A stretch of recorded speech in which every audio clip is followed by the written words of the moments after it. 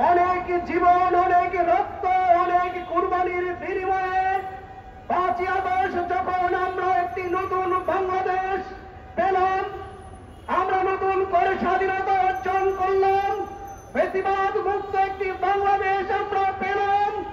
ঠিক তখন আমরা লক্ষ্য করছি 1 বছর পেরোতে না পেরোতেই আবার আমাদেরকে সেই 15 বছরের ইতিহাসের দিকে ফিরে যেতে হচ্ছে।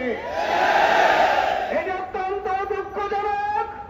গত 11 মাসে যদি পর্যালোচনা করা হয় তাহলে একটি দলের হাতে প্রায় 130 জনের বেশি মানুষ খুন হয়েছে।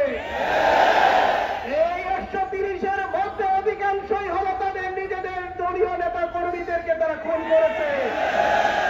যাদের হাতে নিজেদের দলীয় নেতা কর্মীরা নিরাপদ থাকতে পারে না, সেখানে বাংলাদেশের মানুষ কিভাবে তাদের কাছে নিরাপদ থাকতে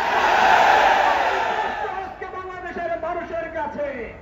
তাই আমরা বলতে চাই, যাদের হাতে দেশের মানুষ নিরাপদ নয়, তাদের দলীয় নেতা কর্মীরা নিরাপদ নয়, তাদের হাতে বাংলাদেশ নিরাপদ থাকতে পারে না।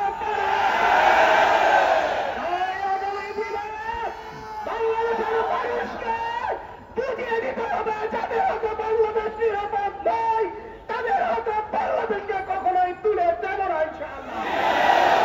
আমরা স্পষ্ট করে বলে দিতে চাই, আবু সাঈদ এবং মুক্তার উত্তরসূরিরা ঘুমিয়ে যায় রে, জাগ্রত রয়েছে।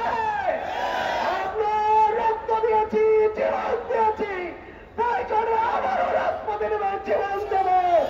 কোন খুনি, কোন সন্ত্রাসীদের জায়গায় বাংলাদেশে হবে না, হবে না।